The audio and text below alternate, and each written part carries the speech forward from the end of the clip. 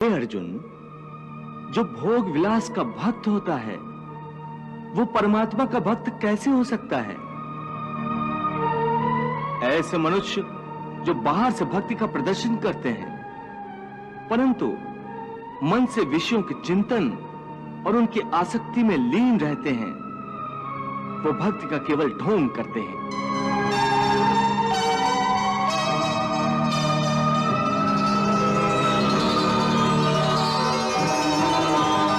वो योगी नहीं, ढोंगी होते हैं। इन्हें मिथ्याचारी कहते हैं।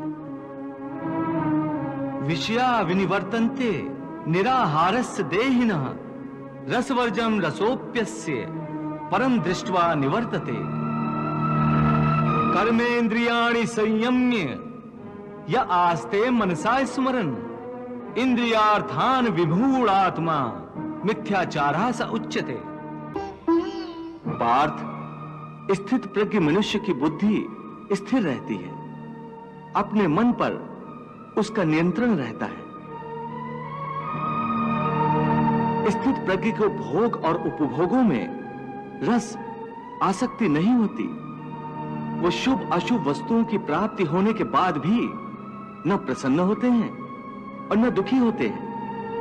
पार्थ, ऐसे महापुरुषों को पूर्ण विश्वास होता है कि ईश्वर सदा सर्वदा उनके साथ है, इसलिए वो किसी भी परिस्थिति में विचलित नहीं होते। ये कहना आसान है केशव, साधारण मनुष्य के लिए इस मानसिक स्तर पर पहुंचना बहुत कठिन है। इसके लिए सांसारिक मनुष्यों को किसी दैवीय सहायता की आवश्यकता होगी। तुमने ठीक कहा अर्जुन, भगवत कृपा के बिना कोई भी कार्य सिद्ध नहीं हो सकता। इसलिए मनुष्य को अपने पुरुषार्थ के साथ साथ प्रभु की भक्ति का भी आश्रय लेना चाहिए। हे अर्जुन, परमात्मा की भक्ति करने से मन सात्विक हो जाता है और विषयासक्ति पूर्णतः समाप्त हो जाती है।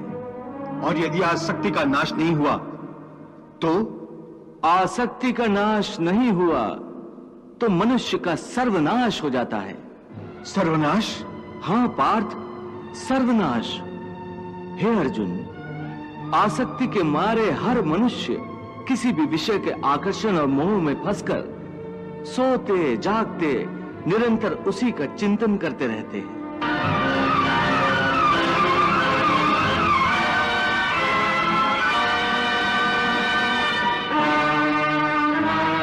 जैसे कोई मनुष्य किसी सुंदर स्त्री के प्रेम में पड़ जाता है, जो जागते हुए उसी की कल्पना और सोते में उसी के सपने देखता है। इस प्रकार निरंतर चिंतन से आसक्ति की नींव पर काम की भावना उभरने लगती है।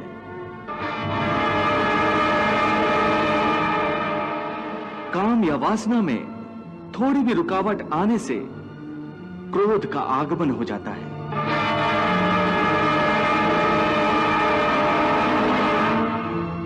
जहां क्रोध है वहां सम्मोह अथवा अविचार अथवा अविवेक भी है।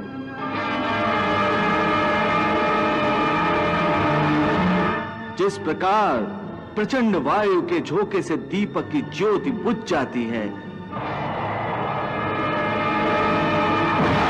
उसी प्रकार काम जनित अविवेक की आंधी से मनुष्य की स्मृति नष्ट हो जाती है। और जब स्मृति भ्रंश हो जाता है तब बुद्धिनाश में कितना समय लगता है पार्थ? चैतन्य का नाश होने पर जो दशा शरीर की होती है, ठीक वही दशा बुद्धि का नाश होने पर मनुष्य की हो जाती है। बुद्धिनाश के कारण मनुष्य का भी सर्वनाश होता है।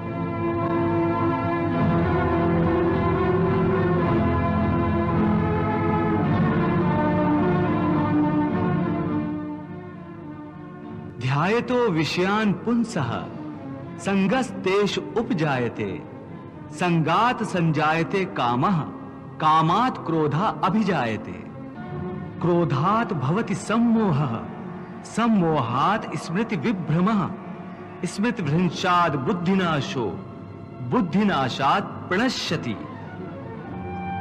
वाह, कितनी महत्वपूर्ण बात कही है प्रभु ने। इसका अर्थ केशव, आसक्ति सर्वनाश का मूल है। हाँ अर्जुन, इसलिए तो मैं तुम्हें निरासक्त होने को कह रहा हूं, स्थित प्रज्ञ होने को कह रहा हूं, क्योंकि स्थित प्रज्ञ की स्थिति निष्काम कर्मयोग की चरमावस्था है। हे केशव, कृपया स्थित प्रज्ञ का कोई स्पष्ट उदाहरण देकर समझाओ। हे अर्जुन, विशाल और अथाह सागर का स्वभाव स्थित प्रज्ञ मनुष्य की भांति ही होता है। हे पार्थ, नदी में यदि अधिक पानी आ जाए तो उस नदी में बाढ़ आ जाती है। उसकी तूफानी लहरें किनारों को तोड़कर चारों ओर तबाही मचा देती हैं।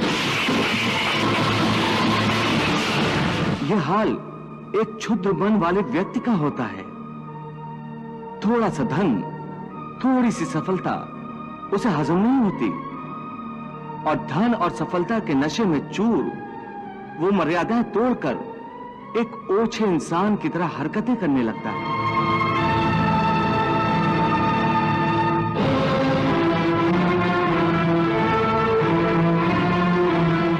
परंतु स्थित प्रज्ञ मनुष्य एक सागर की भांति होता है।